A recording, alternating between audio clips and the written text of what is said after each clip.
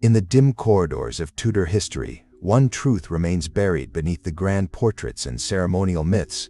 Mary Tudor did not rise to power driven only by faith, but by a fractured longing born from a childhood torn apart. Behind the crown was a woman desperate for affection, validation, and the restoration of a world stolen from her. What follows is not merely a biography, but an unsettling excavation into the emotional ruins that shaped England's first queen regnant. In the early years of Mary Tudor's life, the royal chambers of England felt less like sanctuaries of privilege and more like echoing vaults where affection was rationed with the same precision as political alliances. She was born into a kingdom expecting stability, yet her earliest memories formed in a household already beginning to tear itself apart.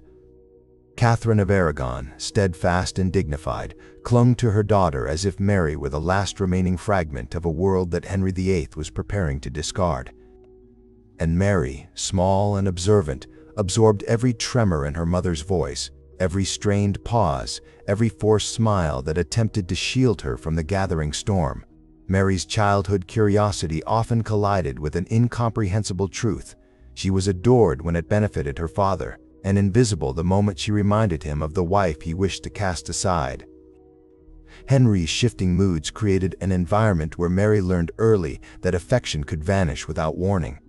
Courtiers avoided acknowledging the tension, yet Mary sensed it in the careful choreography of their movements, in the subtle silences when her father entered the room, in the way servants exchanged glances when Catherine and Henry stood too close. These observations, seemingly small, carved deep impressions on a young girl, desperate for permanence in a world rapidly losing shape.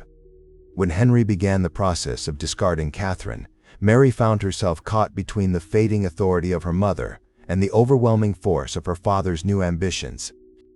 She was commanded to stand apart, to accept the restructuring of her family as though it were a matter of routine governance. But for Mary, the dissolution of her parents' marriage was not a political adjustment. It was a personal dismemberment. Her titles were threatened, her legitimacy questioned, and her daily interactions suddenly carried the sting of humiliation.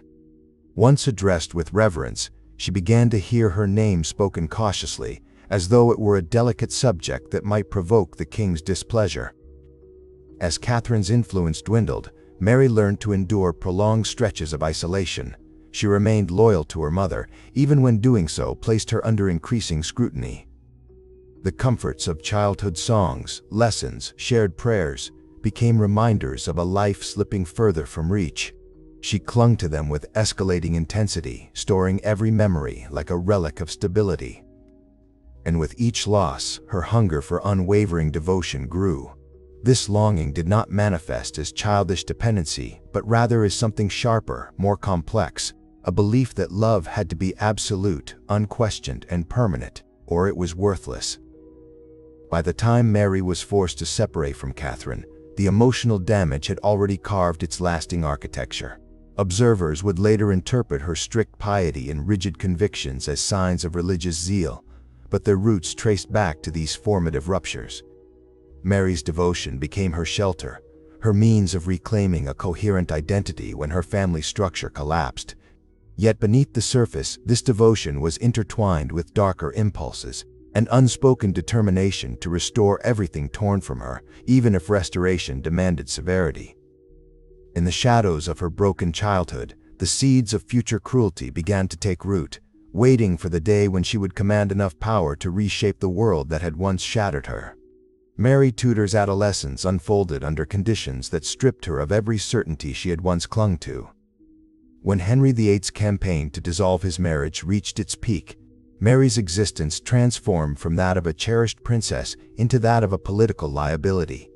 Her mother was pushed further into isolation, and Mary, still not yet hardened by the world, found herself forced into a role she had never imagined, a daughter forbidden to acknowledge her own mother. What began as a political maneuver soon became a systematic unraveling of her emotional foundation. At first, Mary attempted resistance through small, stubborn gestures, refusing to deny Catherine's title, signing her letters with the dignity she believed owed to her birth, and insisting upon the legitimacy of her parents' marriage. but her defiance only tightened the crown's grip on her. She was moved from residence to residence, each relocation diminishing her sense of belonging. Servants who had once catered to her with warmth were replaced by watchful figures who answered more to royal directives than to human compassion. These changes were subtle at first, but they accumulated into an atmosphere of suffocation. The years that followed became a study in controlled desperation. Illness frequently overtook Mary, her frail body reflecting the strain of emotional warfare rather than the conditions of her surroundings. She wrote letters begging for permission to see her mother, each request denied without acknowledgement. Instead, she was pressured to sign documents repudiating everything that had once defined her place in the world. Her refusal brought threats, some indirect, some unmistakable. She knew well that her father's wrath was no simple parental disappointment. It was the full weight of a monarch who demanded absolute compliance. In this era of exile, Mary learned that affection from authority came at a cost. Any gesture of mercy from the king's agents arrived paired with requirements of obedience. A softened tone meant she must concede a title. A rare moment of leniency meant she must accept Anne Boleyn as queen. And when she wavered, she was punished not overtly, but through deprivation, reduced attendance, restricted movement, the steady erosion of her dignity. Through this, Mary began internalizing a painful truth, that love and loyalty could not be separated from submission. For a girl raised on the belief that royal lineage carried divine meaning, this lesson carried devastating consequences. Mary's isolation intensified as whispers circulated that she might face imprisonment or worse should her defiance continue. Her father's unpredictability bred a constant undercurrent of fear. She avoided voicing her thoughts openly, even in private conversation. Silence became her armor, but also her torment. Those around her treated her with the anxious politeness reserved for someone whose fate balanced precariously between favor and destruction. Mary saw this clearly, and it hardened her spirit. Kindness, she realized, could disappear as swiftly as it appeared, and loyalty meant nothing unless it served personal survival. By the time Mary finally broke under pressure and signed the humiliating submission acknowledging her father's new marriage and her own illegitimacy, something irreversible had shifted within her. The act crushed her outward pride, but inside it ignited a grim understanding. Power belonged only to those who controlled the narrative of truth. If she ever regained influence, she would never again allow herself to be diminished or dismissed. What others interpreted as religious steadfastness or royal discipline would later stem from this crucible of fear, exile, and forced obedience. The bitterness of these years followed her for life, shaping a queen whose understanding of loyalty had been twisted by suffering. By the time Mary Tudor entered adulthood, she carried within her a private world built almost entirely from the remnants of what had been taken from her. She had survived exile, humiliation, and the forced abandonment of her mother, yet the emotional wounds did not fade with age.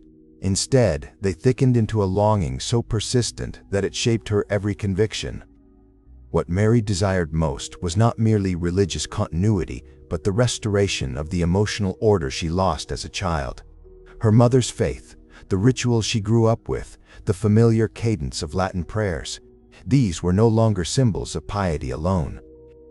They had become the architecture of her identity, the last pieces of her past she still possessed. When Mary attended Mass in private chapels, the experience was less devotional than psychological. The scent of incense, the murmured prayers, the glint of gold on the altar. These details anchored her in a memory of safety. The world that had traumatized her could be held at bay for the duration of those rites. Thus, her devotion deepened beyond what courtiers could reasonably interpret as ordinary belief.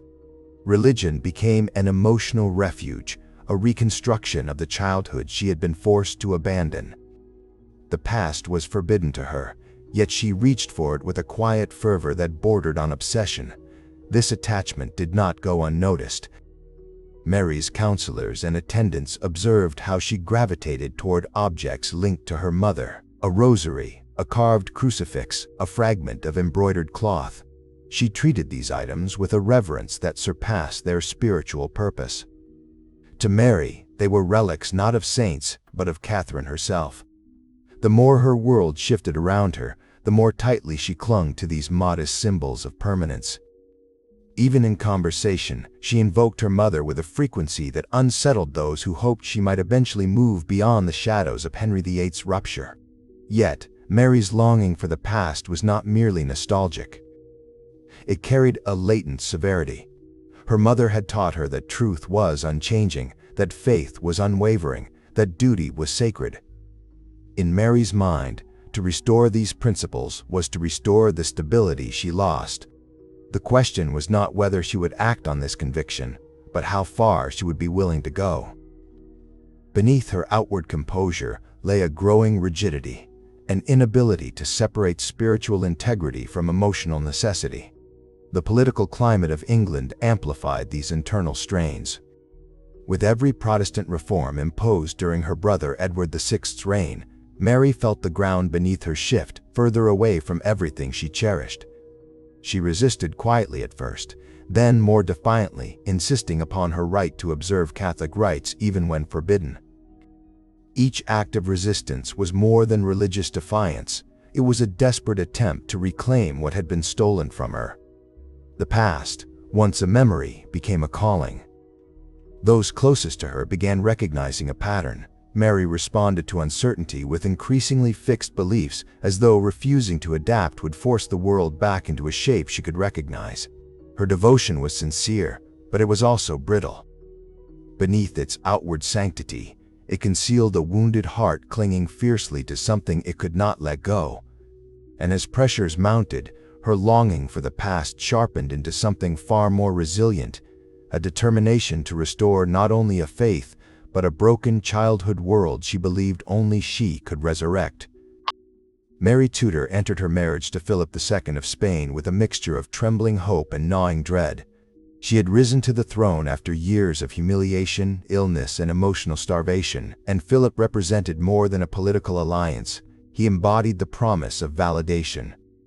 To Mary, he was the answer to every unspoken fear she carried from girlhood: the fear of abandonment, the fear of illegitimacy, the fear that she was unworthy of devotion.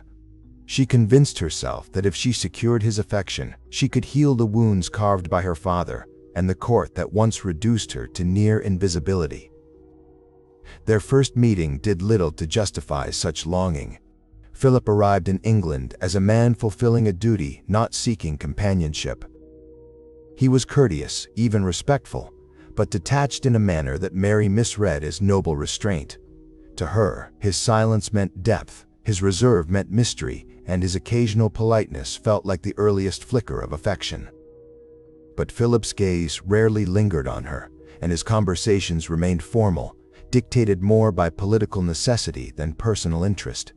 He treated her with the same carefully measured tone one might use toward a fragile ally rather than a beloved wife.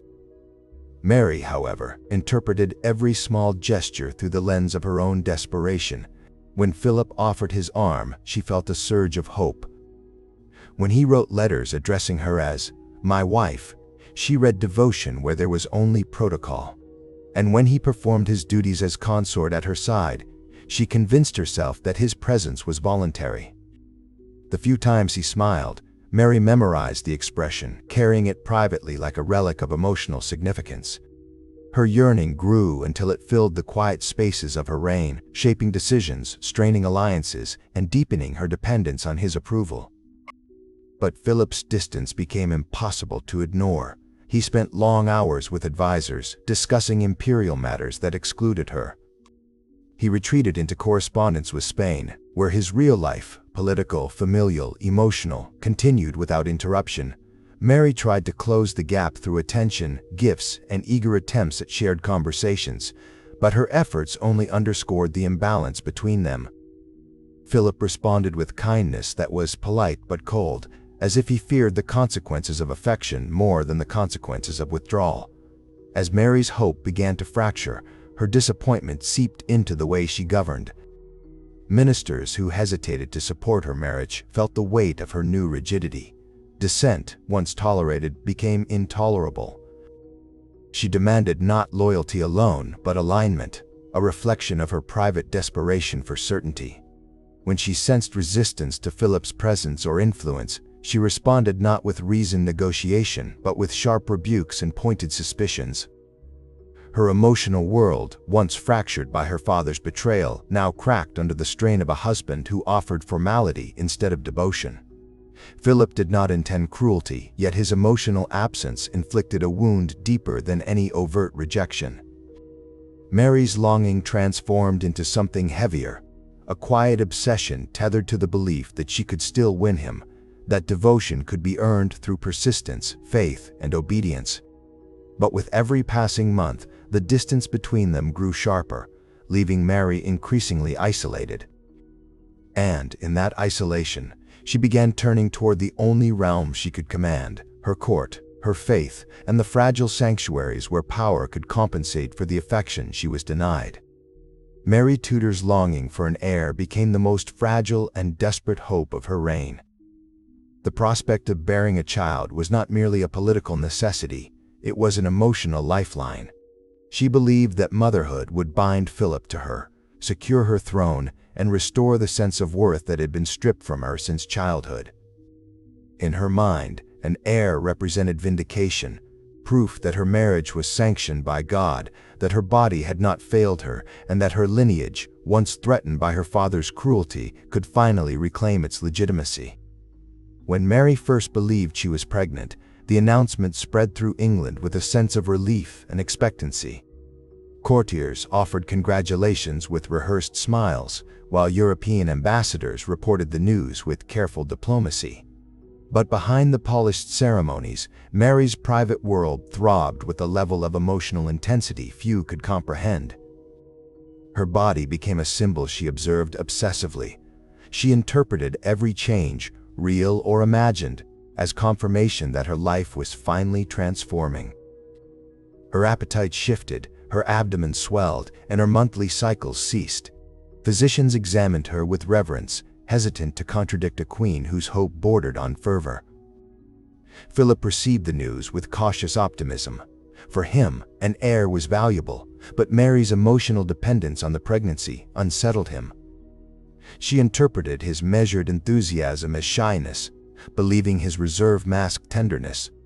She clung to every small gesture he offered, magnifying it into proof that their marriage was mending. The anticipation, however, only deepened the separation between them. Philip approached the situation as a political development. Mary embraced it as salvation. As months passed, court physicians began to express quiet concern. Mary's bodily signs were inconsistent, her symptoms ambiguous. Yet no one dared challenge the narrative she held so tightly. Her attendants whispered fears behind closed doors, certain that the Queen's emotional state was too delicate to withstand disappointment. Mary, unaware of their doubts, nurtured her imagined child with an almost sacred devotion. She prayed for hours, clutching religious relics as though they could ensure her unborn heir's safety. The chapels she frequented echoed with her whispered promises, vows to raise her child in the faith she believed her mother had died defending. But the truth revealed itself with cruel abruptness. The expected due date passed without incident. Mary's stomach, once firm and rounded, began to soften. Her physical changes reversed, leaving her with a devastating emptiness. Court physicians, finally emboldened by undeniable evidence, informed her gently that there had been no child, only her body echoing her desperate longing. Mary rejected the verdict at first, insisting that God would not abandon her, but as days turned into weeks, the truth settled upon her with suffocating weight. The humiliation spread quickly. Whispers circulated through noble households, foreign courts, and street corners alike. A queen who had promised the rebirth of England was now seen as fragile, misguided, perhaps even unstable. Philip, increasingly uncomfortable, distanced himself further. To Mary, the loss was not merely the absence of a child, it was the collapse of the one hope that anchored her marriage, her reign, and her identity. In the aftermath, a shift occurred within her. The tenderness that had once characterized her dreams hardened into quiet severity. The humiliation became fuel. The pain, a spark that drove her toward the only realm she still believed she could control, the purification of England's faith. If her body could not bear an heir, she would bear a legacy through other means, methods far harsher, far darker, and far less forgiving. Mary's humiliation over her phantom pregnancy did not fade, it calcified. In the months that followed, her emotional wounds clung to her like a second skin, tightening with each reminder of failure. Her body had betrayed her, Philip had drifted further away, and the court had watched with barely concealed pity. She could not bear the idea of being seen as pitiful. In that fragile space between shame and rage, Mary sought refuge in the one domain that still offered her a sense of power, the restoration of her mother's faith. To Mary, Catholicism had never been merely a religious identity. It was the core of her childhood memories, the echo of Catherine of Aragon's dignity during the years Henry VIII cast her aside. It was a symbol of everything Mary had lost and everything she still believed could be reclaimed. Now, in the aftermath of emotional devastation, faith became her armor. And, increasingly, it became her weapon. Her counselors approached religious matters cautiously. They sensed that Mary's judgment had shifted, not wildly, but with a dangerous intensity. The Queen listened only to those who reinforced her conviction that England had strayed, that God had punished her womb because the nation had not yet been fully purified. She framed her personal suffering as a warning. If she could not bring forth a child blessed by heaven, then she would bring forth a kingdom cleansed of heresy. But beneath her proclamations lay something quieter and more painful. Mary desperately needed to believe that her suffering had meaning. She could not accept that her humiliation had been arbitrary, that her anguish was simply another wound inflicted by life's cruelty. Certainty offered comfort, and certainty, she believed, could only be achieved through discipline, order, and purification. When the first executions were proposed, they were explained to Mary as necessary political measures. She accepted the advice, though her reasoning diverged from her counselors. For Mary, each punishment carried emotional weight. She saw disobedience not just as religious defiance, but as a personal affront, a rejection of the world she had been taught to cherish since childhood. Every heretic, in her eyes, contributed to the collapse of the sacred order she had spent her life trying to restore. As the burnings began, Mary watched them with a solemn composure that unsettled those closest to her. She did not take pleasure in the flames, but neither did she recoil. To her, the fires represented purification, a fierce, undeniable symbol of conviction. In the crackling heat, she saw justice for her mother, validation of her reign, and, perhaps above all, a semblance of control over a world that had repeatedly betrayed her. Philip observed this transformation from a distance, both physically and emotionally. His letters, increasingly sparse, reflected diplomatic courtesy rather than affection. Mary read them as signs of continued partnership, unable or unwilling to confront the widening gulf between them. The harsher her domestic policies became, the less inclined Philip was to remain close. His absence only drove Mary further into the arms of the one certainty she could still trust, the iron authority of her faith. Those who witnessed the Queen's resolve began to understand that the fires consuming heretics were fueled by more than religious doctrine. They were fed by a lifetime of emotional fractures, by abandonment, by rejection, by the ache of unrealized motherhood. The flames cleansed nothing. They simply mirrored the intensity of a woman desperate to impose order on a life defined by instability. By the time Mary recognized the scale of the burnings, the fires had already taken on a life of their own. England smelled of smoke, and the Queen found fleeting solace in the illusion that she had regained control. But beneath that illusion, a deeper truth smoldered. The flames were burning not just her enemies, but her humanity.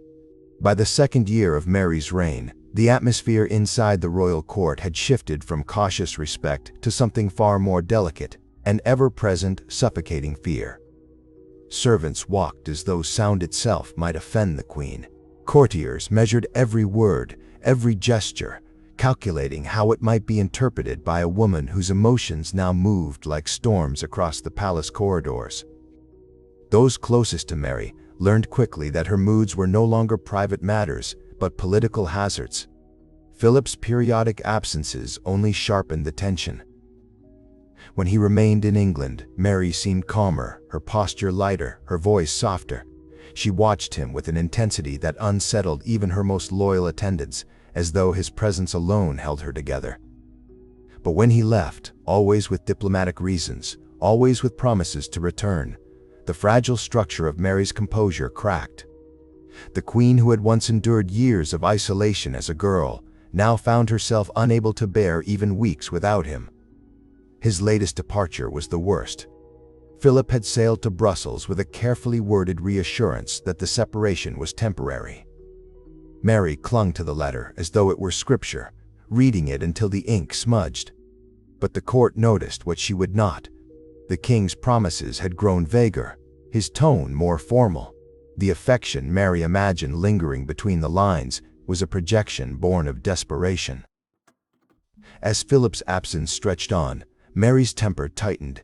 Small delays became insults. Minor disagreements became acts of resistance. When a counselor hesitated over an instruction involving foreign policy, Mary interpreted it as a challenge to her authority, and, more dangerously, as a sign that he doubted Philip's loyalty to her. In Mary's mind, the personal and political had long since fused. Any reluctance to support her husband's interests felt like a personal betrayal. The council learned to tread carefully.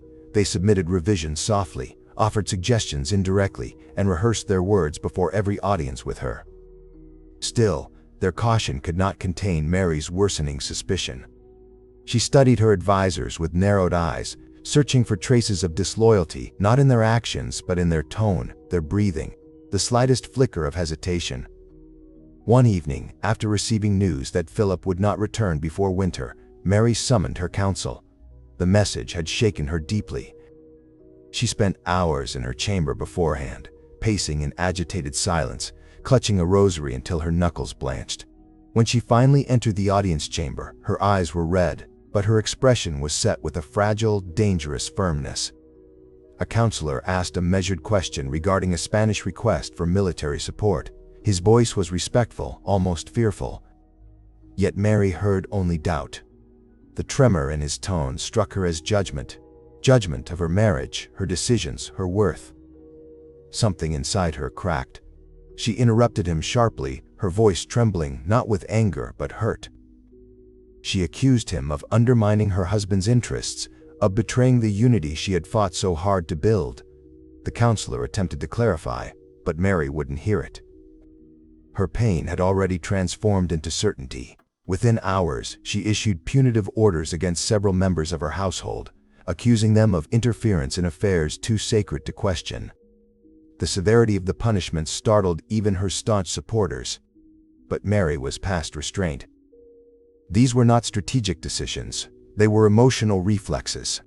Acts of a woman tearing at the world because she could no longer hold herself together. For the first time, the court understood a chilling truth. England was no longer ruled by a queen alone, but by the injuries she carried, the fears she fed, and the love she could not hold. Behind the heavy doors of Mary's private apartments lay a world foreign even to those who served her most closely. The palace beyond was governed by protocol and politics, but this chamber, dim, incense-scented, and lined with relics, was governed by emotion. Here, Mary's public authority dissolved, leaving behind a woman wrestling with the wounds she never permitted the world to see. It was in this chamber that her devotion intensified into fixation.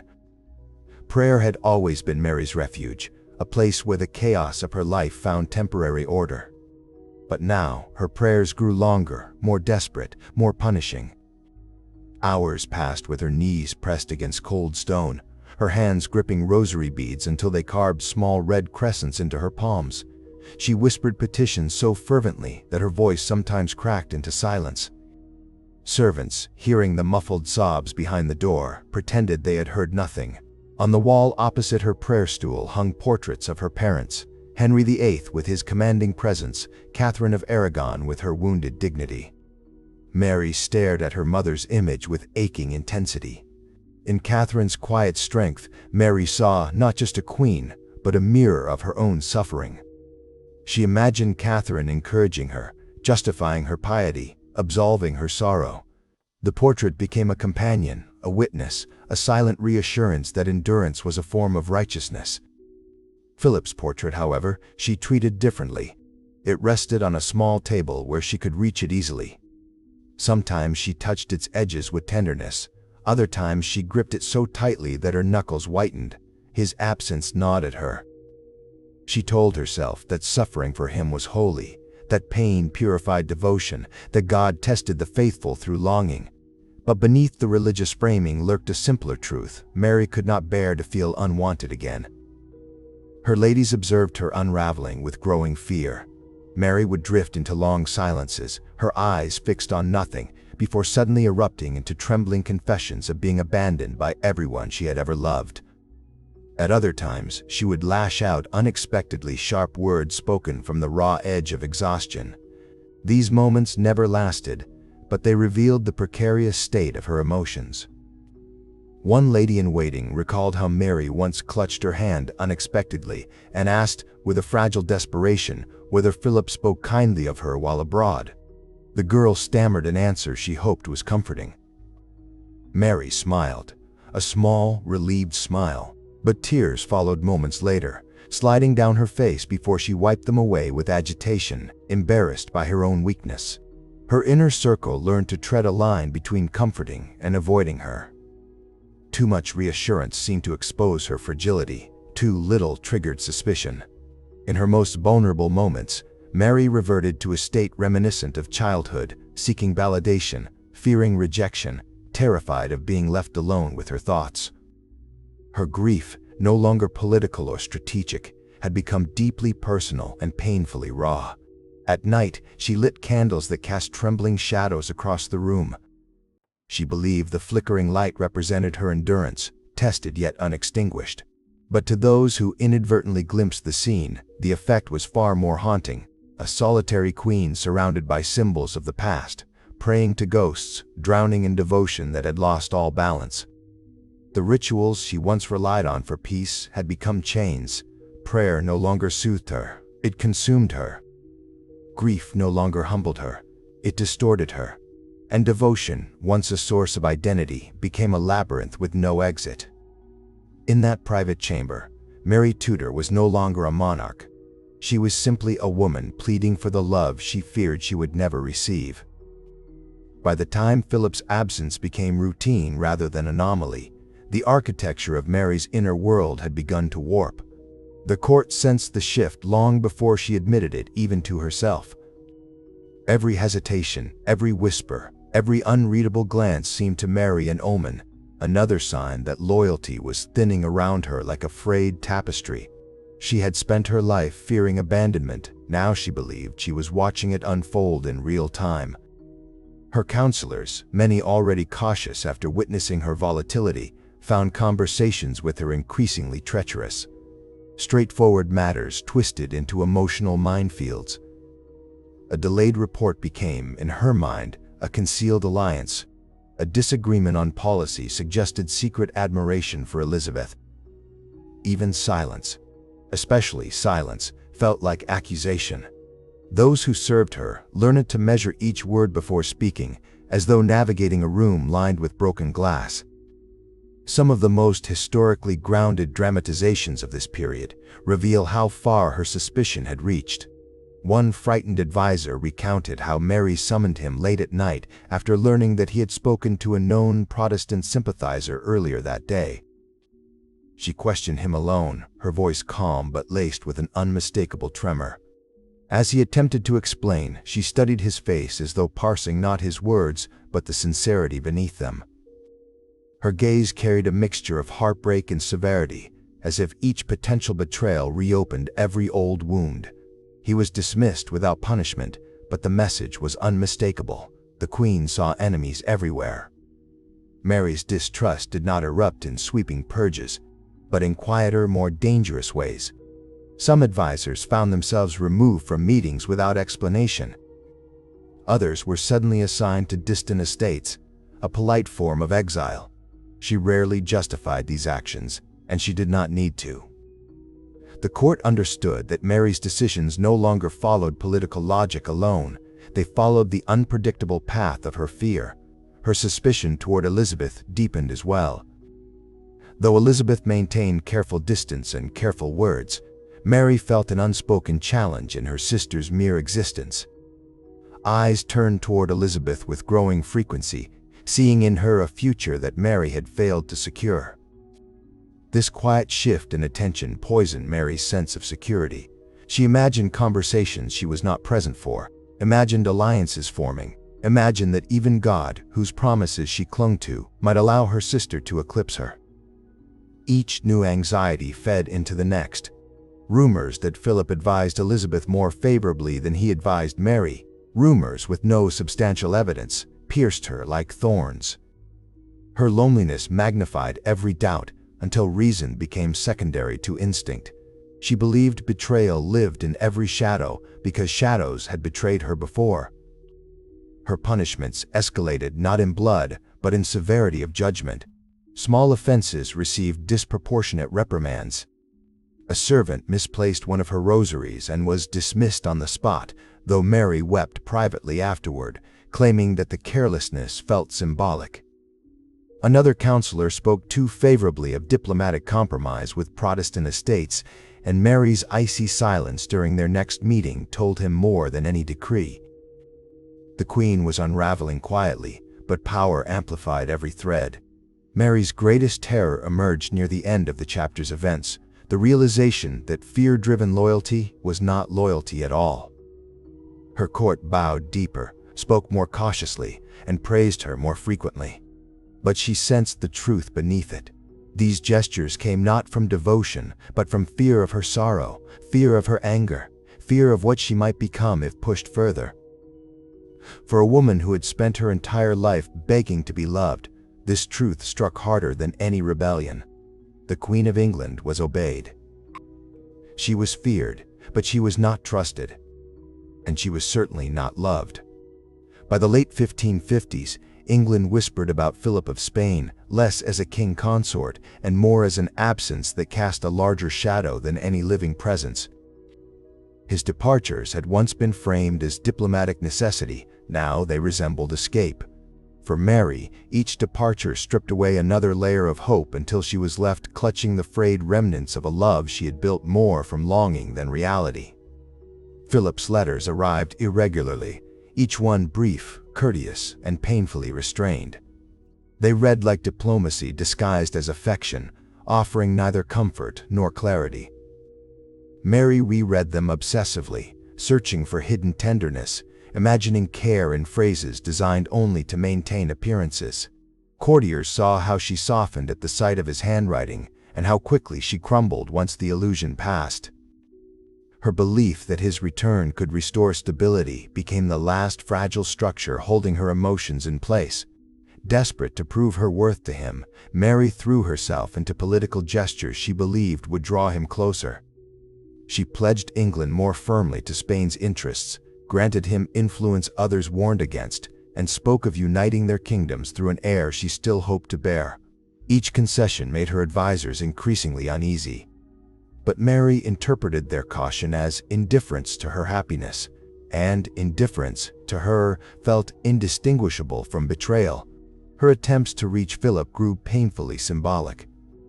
She sent him carefully chosen relics, personal prayers copied in her own hand, even pieces of her mother's jewelry, believing the emotional significance would matter to him as it did to her.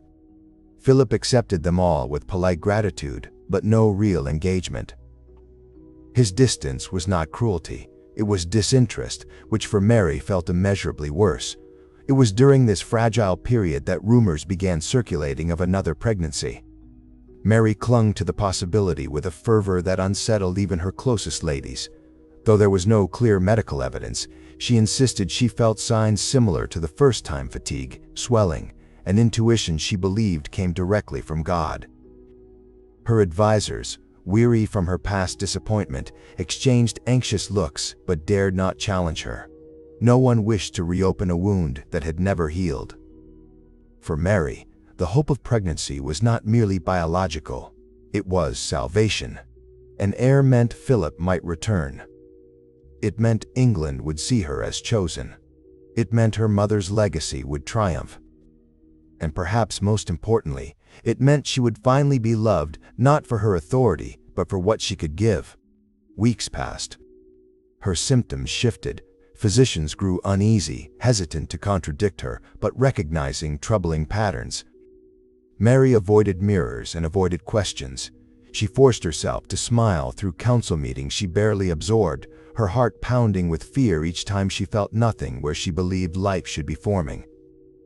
When the truth could no longer be softened, when even she could not deny the absence of change, Mary dismissed her ladies and locked herself away.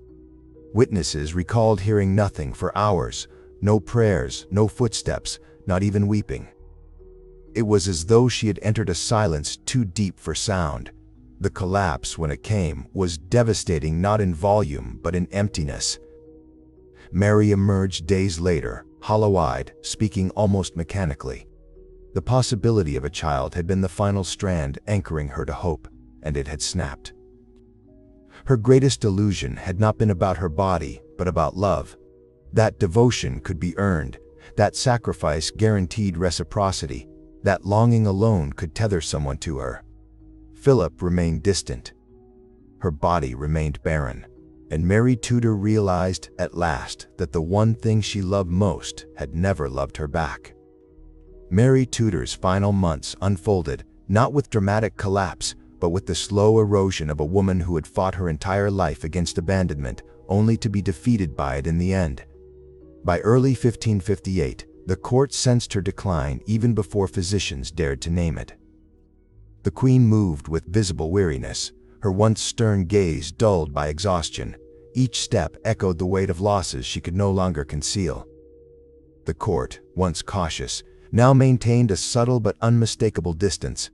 Whispers softened when she entered a room, not out of respect, but from the uneasy politeness reserved for the dying. Even the servants moved more quietly around her, as though afraid their presence alone might deepen her suffering. Mary felt these shifts acutely. The emotional distance hurt more sharply than any physical ailment, confirming what she had long feared. Loyalty bound by fear evaporates when fear loses its power. Philip's absence loomed the largest. She received occasional letters filled with diplomatic concern and well-wishing, but their tone was unmistakably detached. He did not come. He would not come. The realization seeped into her like winter air, chilling her from within. She reread his letters late at night, her fingers tracing the ink as though touch alone could rewrite their meaning. But no matter how many times she repeated his words in her mind, none of them offered what she needed. In these months, Mary reflected often on her mother. She remembered Catherine's endurance, her dignity in the face of repeated betrayals, her resolute faith. Mary longed to emulate that strength, but she could not ignore the irony that she had become a mirror of her mother's suffering rather than her mother's virtues. Where Catherine endured with quiet resolve, Mary had fought with fire and burned everything around her in the process. Her illness worsened. Physicians whispered about dropsy, tumors, or complications of age, but no diagnosis brought comfort. Pain blurred her days into a tapestry of prayers, regrets, and fleeting clarity. In lucid moments, she asked after Elizabeth, not with affection, but with a weary acceptance. She knew England would pass to her sister, the daughter of the woman Mary believed had destroyed her life. Yet even this resentment had lost its heat. She no longer had the strength to hate. Her counselors visited her increasingly as her condition deteriorated. They observed a queen who no longer fought for control or demanded obedience. Instead, she spoke softly, her voice thinned by regret. Some reported hearing her apologize, not for her policies, but for failing to give England what she had promised. Others recalled her asking, almost plaintively, whether the people still prayed for her. Their silence was answer enough. In her final days, Mary withdrew almost entirely into prayer. She clutched a small crucifix and a rosary worn smooth from years of use. She whispered her mother's name often, and Philip's even more. Those who kept vigil described her last nights as a restless battle between clinging to life and surrendering to the quiet she had spent decades chasing. Her death came at dawn on November 17, 1558. There was no spectacle, no final proclamation, only a long exhale, as though releasing years of grief in a single breath. She died not as the fearsome queen who ignited England's fires, but as the lonely daughter of a fractured kingdom still yearning for the love she never received. The throne she left behind was built on ashes, ashes of faith, ashes of fear, ashes of a woman whose deepest wound shaped a reign that history would remember with dread rather than understanding. And in the final moment, there was no fire, only silence.